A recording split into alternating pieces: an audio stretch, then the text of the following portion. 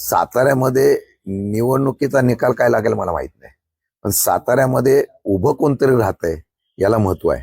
कारण तिथल्या असलेल्या दोन्ही राजांच्या युतीमध्ये तिथे उभं राहण्याचं धाडस करणं फार त्या ठिकाणी हे आहे. म्हणजे लोकांना विरोध करायचा पण उघड करू शकत नाही, ही सध्याची साताऱ्याची परिस्थिती आहे.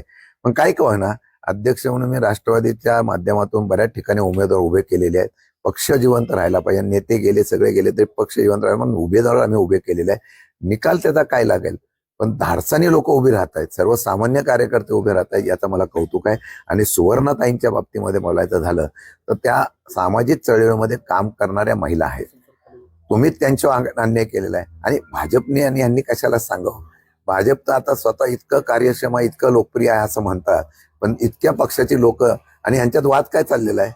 तिन्ही पक्षामध्ये तक्रारी दिल्लीपर्यंत जाण्याचा उद्देश येत आहे की आता आमचं फोडून संपलेलं आहे, आता दुसऱ्यांची फोडाफोडी स्वतःच्याच पक्षाची दुसऱ्यांच्या मित्र पक्षाची चाललेली आहे. त्यामुळे तुम्ही जे पक्ष बांधलेला आहे, शिवेंद्रराजे पण पहिले कुठे होते, शिवेंद्रराजे राष्ट्रवादीमध्ये होते ना.